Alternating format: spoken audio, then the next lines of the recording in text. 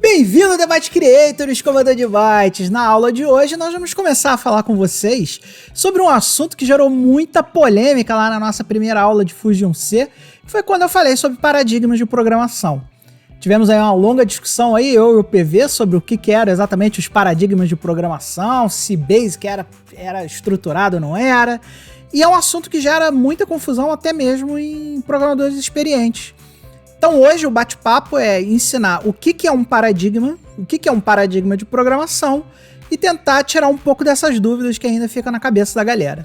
Então se você quer saber o que é um paradigma de programação, vem comigo porque a aula vai começar agora.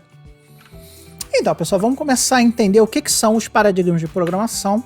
E para que a gente possa entender melhor o que é um paradigma de programação, primeiro a gente tem que entender, afinal de contas, o que é um paradigma. Um paradigma é um termo, vem da origem grega, paradeigma, que significa modelo ou padrão. E um paradigma é alguma coisa que vai servir como um modelo para a gente seguir na hora de resolver um problema ou implementar uma solução de uma determinada situação.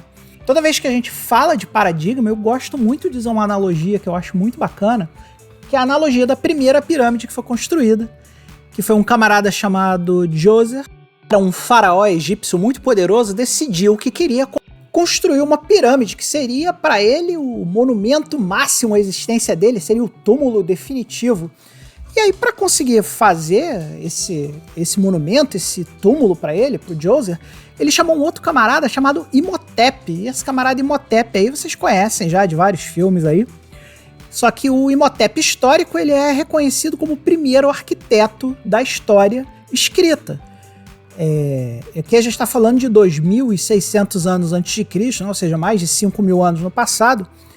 E o Imhotep tinha esse desafio: como é que eu construo o grande templo definitivo à morte, o túmulo definitivo do faraó Djoser? E aí eles chegaram à conclusão que eles queriam uma pirâmide. Todo mundo já viu uma pirâmide, já sabe o que é um monte de pedra empilhada, né? Obviamente de um jeito muito raso de se explicar isso, é um monte de pedra empilhada.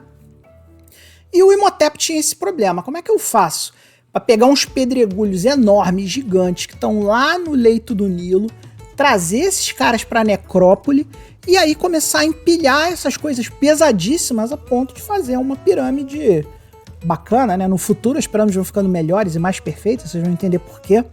Mas a pirâmide de Djoser é essa aí que vocês estão vendo aí no slide. E aí, para poder montar esse negócio aí, o Imhotep criou um paradigma, ou seja, ele criou uma forma de você pegar pedras do Nilo, trazer para a necrópole e empilhar, gerando a primeira pirâmide.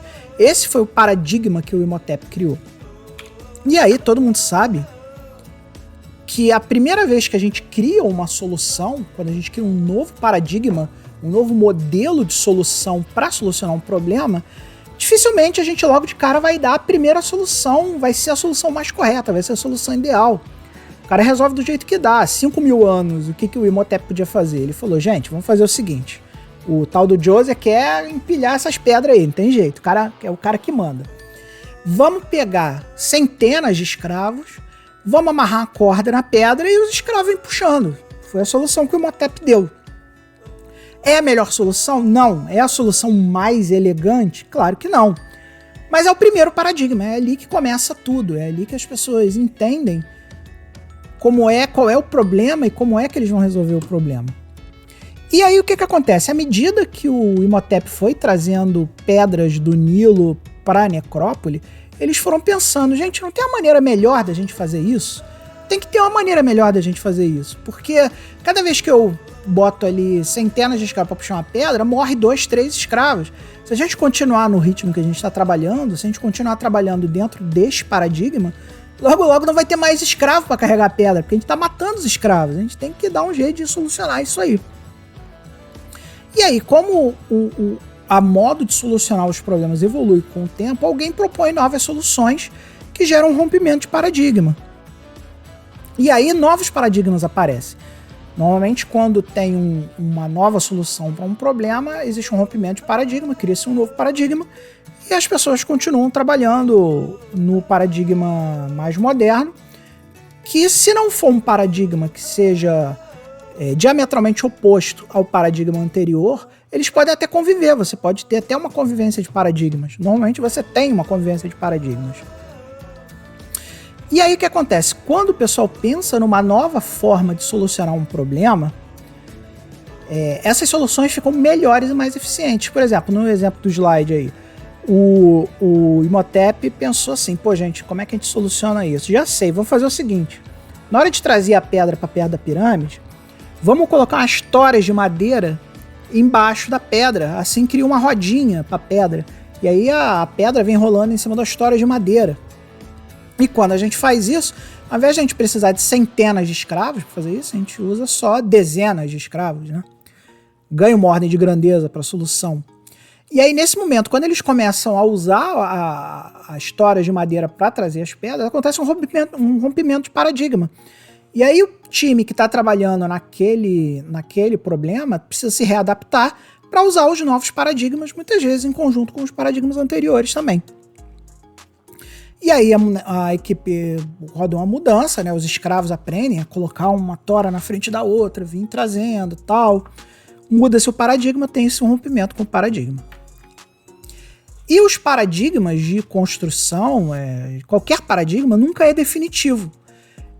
Os paradigmas sempre mudam e eles sempre podem conviver com paradigmas mais antigos. Por exemplo, se a gente fosse criar uma pirâmide hoje, se a gente fosse levantar uma pirâmide hoje, num paradigma de construção moderno, aí, usando a engenharia moderna, a gente provavelmente não usaria escravos, porque o trabalho escravo teoricamente está proibido, né? Ninguém pode botar ninguém para trabalhar de forma escrava.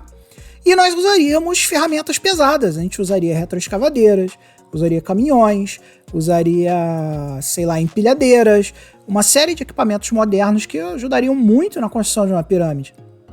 Mas isso não significa que a gente deixaria de usar o trabalho braçal, né? Ainda assim, mesmo com essas ferramentas pesadas, modernas, a gente precisaria de um operador de empilhadeira, um operador de caminhão, um arquiteto, um engenheiro para olhar, orientar. A diferença é que ao invés de você usar centenas, milhares de pessoas, você vai usar uma quantidade bem menor de pessoas e recursos muito mais avançados que vão te permitir trabalhar de forma melhor, mais rápida e mais eficiente. E aí, como é que a gente aplica tudo isso que a gente aprendeu sobre paradigmas num contexto de programação de computadores?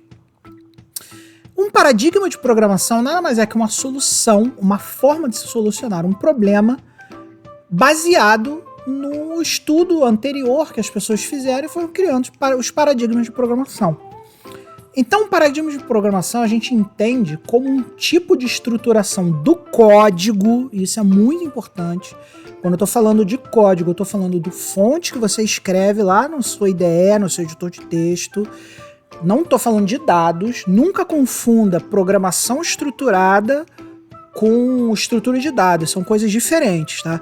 Programação estruturada é relativo ao código que você escreve na IDE.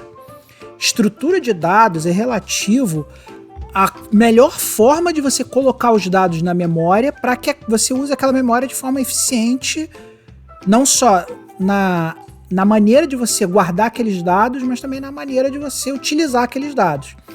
Então, estrutura de dados é a maneira de você colocar de forma mais eficiente seus dados na memória.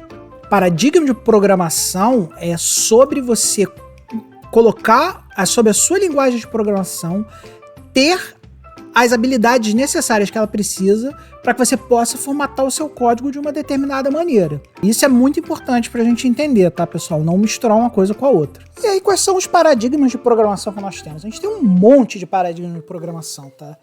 Paradigma de programação é um assunto bem extenso. Quando eu digo bem extenso, é bem extenso mesmo. Cada um desses paradigmas de programação que nós temos hoje tem literatura a dar com pau aí para cada um deles. Não é o objetivo hoje aqui explicar todos os paradigmas de programação que existem, nem entrar no detalhe de cada um deles, é só dar uma pincelada geral para que se tenha um entendimento de como é que as coisas evoluíram para como elas estão hoje, tá? Então, normalmente um paradigma de programação ele está ligado a algum tipo de problema específico. E o primeiro paradigma de programação criado foi o paradigma imperativo, que ele é diametralmente oposto ao paradigma declarativo. Então ele é imperativo, ele é declarativo.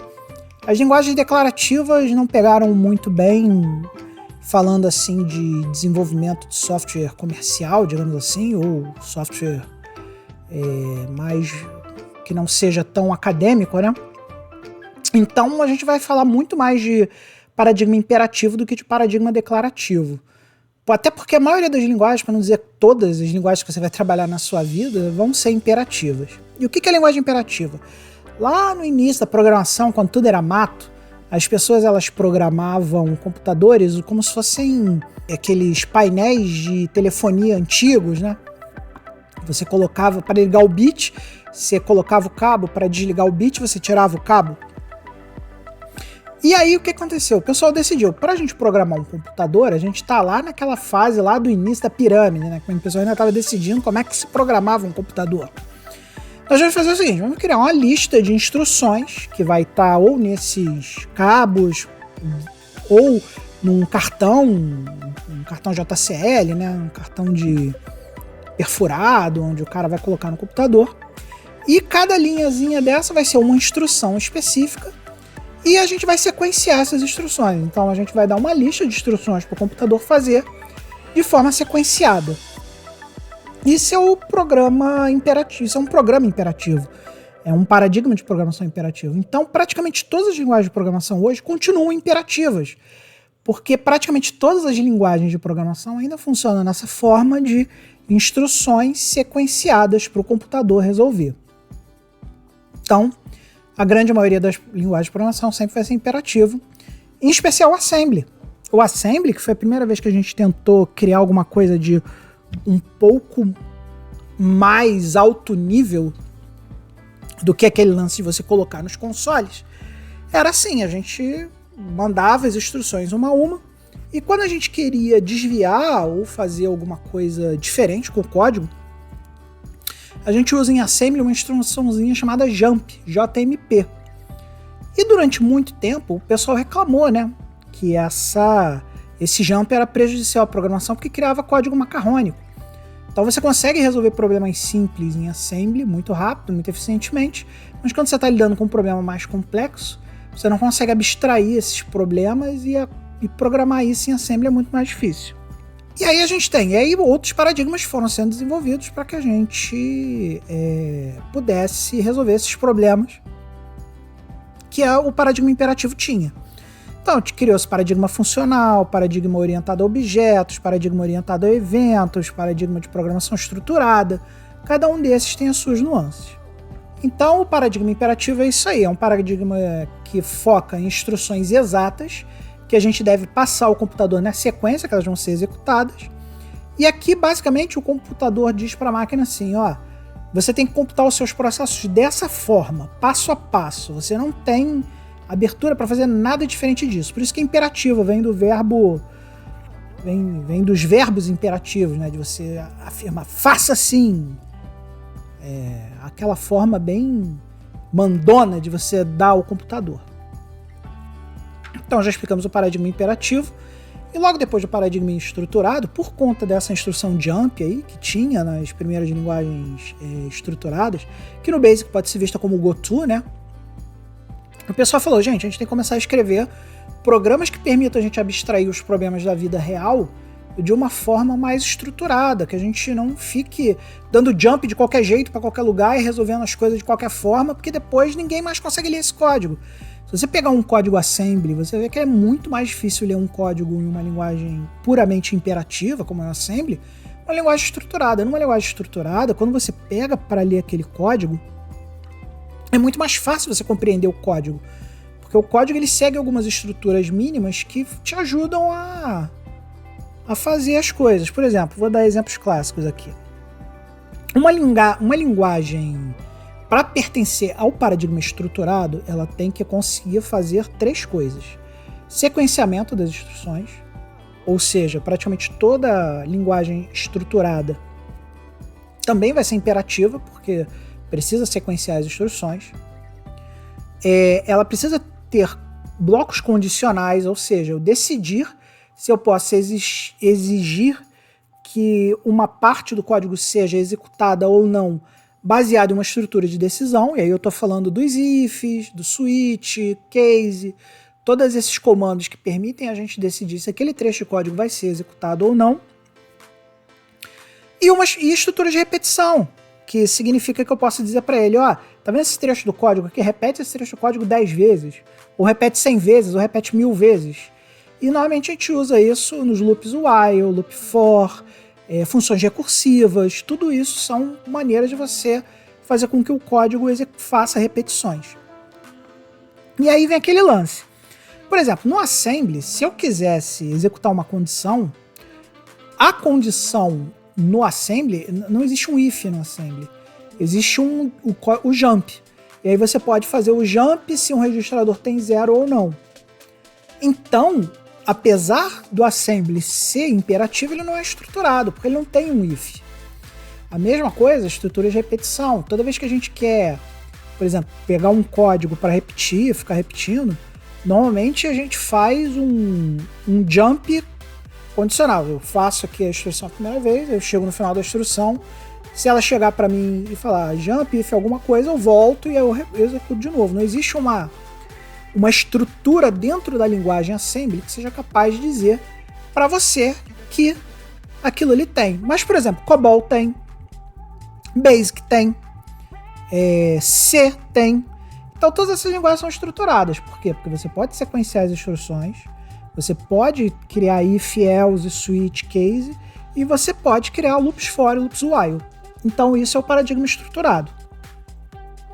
E aí o tempo evoluiu mais um pouquinho, e o pessoal viu essa questão do GoTo. Gente, olha só, esse negócio de fazer GoTo para fazer subrotina é ruim. Esse negócio de fazer GoTo para ficar pulando, GoTo, jump, seja lá o que for, não é legal. A gente tem que ter um novo tipo mais avançado de programação que permita a gente encapsular esse código de uma forma mais elegante. E aí, criou-se um novo paradigma para resolver esse problema específico, que é o paradigma funcional. O paradigma funcional. Esse camarada aqui, o nome dele é Martin Fowler, que escreveu esse livro aqui, Fatoração, Refatoração. Esse cara aqui falou uma coisa muito legal. Uma das coisas muito legais que ele fala nesse livro aqui é que toda vez que você escreve um trecho de código, ele tem que ser pequeno e tem que atender uma coisa específica, um problema específico. E aí a gente pode chamar esse trechinho de código de função. Por exemplo, vamos supor que você tem uma parte do seu código que você precisa rodar um dado. Você está construindo um jogo que tem que ficar rodando um dado toda hora. Se você pegar esse trecho de código que roda o dado e espalhar ele em vários momentos do seu programa, você vai gerar um problema para você. Por quê? Porque toda vez que você tiver que mudar essa rotina que roda o dado, você vai ter que mexer nela em todos os trechos de programa que ela aparece. Então o que a gente vai fazer? Vamos criar uma função. A gente pega esse pedaço de código, isola em uma função, encapsula em uma função, e toda vez que a gente precisar rodar um dado, ao invés de a gente pegar aquele trecho de código e copiar no nosso programa, a gente simplesmente referencia essa função, passa os parâmetros para ela. Eu quero rodar um D6, quero rodar um D8, quero rodar um D10, quero rodar um D12, quero rodar um D20. E aí a função faz aquele código e devolve uma solução. Esse é o paradigma funcional. Então, logo depois, começaram a ter, e a gente vai ver muito isso no C, porque o C é uma linguagem que atende ao paradigma funcional. O CANS que eu estou falando, tá? O CANS, ele é imperativo, estruturado e funcional. Ou seja, você consegue isolar essas funções em trechos de código e deixá-las encapsuladas. E aí você impede com isso que vaze também coisas de uma função e outra no código. Vamos supor que você tem duas funções com nomes muito parecidos, ou duas variáveis com nomes muito parecidos, ou você em dois trechos do código você usa o mesmo nome de função. Quando você usa o paradigma funcional, você tem uma coisa chamada isolamento. Então, por exemplo, dentro daquela cápsula ali onde roda aquele código, as variáveis dele só existem naquele escopo daquela variável, daquela função. Então, uma coisa que você escreveu errado aqui dificilmente vai vazar para o resto do seu código, tá? Esse é o paradigma funcional, que foi, mais uma vez, uma mudança de paradigma. Por quê? A gente estava acostumado a usar GoTo para tudo, usar Jump para tudo, e quando as linguagens começaram a ser funcionais, você parou de usar esse tipo de coisa, de fazer jump, fazer goto para resolver qualquer coisa, e começou a criar funções. E aí nós vemos o próximo paradigma, que é uma evolução do paradigma funcional, que começou lá com a linguagem C, a linguagem C, ANSI. Ela começou a criar as bases para o que viria a ser a programação orientada a objeto, que é justamente o paradigma funcional, ou seja, você conseguir encapsular as coisas numa função e você ter um conceito de objeto separado, né? Para que aí depois o C++ pudesse evoluir essa construção do C e criar o paradigma de orientação a objetos. Uma linguagem ser considerada uma linguagem de programação orientada a objetos, ela tem que possuir uma classe, e uma classe é uma receita de bolo que você diz para criar um tipo de objeto. Então, por exemplo, eu quero construir uma ave. Por exemplo, eu tenho um sistema que gera... que é para observação de pássaros. Então eu crio uma classe ave. E dentro daquela classe ave eu coloco as características principais de uma ave. E aí, quando eu precisar criar, por exemplo, um pinguim, eu vou pegar dessa classe ave e vou usar um conceito chamado herança, que aí eu vou dizer que o pinguim é uma ave. E fazendo esse conceito de herança, é um dos conceitos básicos de orientação a objeto.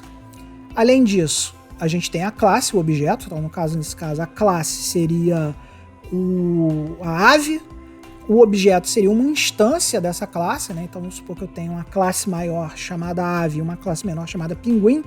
Toda vez que eu estou instanciando um pinguim, eu estou criando um objeto do tipo pinguim. O encapsulamento, que é o seguinte, tudo tem que ficar encapsulado em funções, né? E a gente consegue isso usando métodos. Na orientação a objeto, todo objeto tem propriedades e métodos. Então, por exemplo, vamos supor que eu vou criar uma outra ave aqui chamada pardal. Essa ave pardal, ela voa, o pinguim não voa. Então, essa ave pardal, ela pode ter um método dela chamado voar, que o pinguim não vai ter. Então, esse objeto aqui, essa classe chamada pardal, ela vai ter as características dela, que é cor da pena, tamanho do passarinho, e vai ter os métodos, que é o que o passarinho faz. Por exemplo, piar é um método, voar é um método, ciscar é um método. E os métodos normalmente são os verbos que aquele objeto pode fazer. E outra coisa também, que outra característica das linguagens orientadas ao objeto, é que elas precisam ser capazes de gerenciar polimorfismo. O que é polimorfismo? Você pode ter uma determinada função ou método do teu objeto que se comporta diferente dependendo do contexto do programa. Então você tem que ter a capacidade de poder sobrescrever essas funções. Então, por exemplo, você tem uma função lá chamada voar. Ou melhor, vamos supor, você tem uma função chamada piar. Só que aí você tem o pato. O pato também é uma ave. O pato, ele não pia, ele grasna. Então o método da classe ave pode ser som emitido. E aí você sobrepõe esse som emitido com uma função polimórfica que pode ser grasnar, pode ser piar, pode ser, sei lá, rosnar, se você tiver uma ave que rosne, uma ave maluca que rosne. Enfim, para que seja uma linguagem orientada a objeto, e nesse caso o C não é orientado a objeto nesse contexto, apesar dele ter criado o conceito de objeto, ele não é uma linguagem orientada a objeto. A linguagem orientada a objeto é C++, Java, C#, coisas que você pode criar uma classe, objetos, e ter os conceitos de encapsulamento, herança e polimorfismo. Então é isso aí, escovador de bytes. Estamos de novo aí, terminamos a nossa aula de hoje, estendi um pouquinho além. Hoje a aula teve 25 minutinhos, né? O nosso bate-papo de hoje se estendeu, até porque é um assunto bastante extenso, bastante complicado. Obviamente eu dei só uma pincelada no topo do iceberg. Se você quer entender mais sobre paradigmas de programação, procure literatura, procure informações aí na internet, tem vários livros aí para vocês procurarem. Depois eu posso até fazer uma listinha boa sobre bons livros dos paradigmas, sobre orientação a objeto, que é uma coisa muito importante hoje.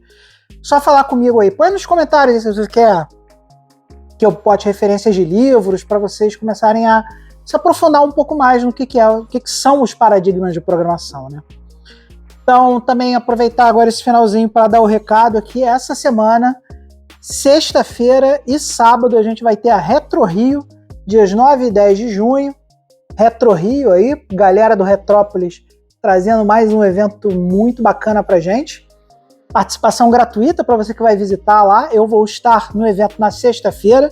Se vocês quiserem conversar comigo até sobre mesmo paradigmas de programação, pode pintar lá na Retro Rio, que a gente bate papo. Então não se esqueça, Rua Lardo Meia, Rua Garcia Redondo 103, no Caxambi.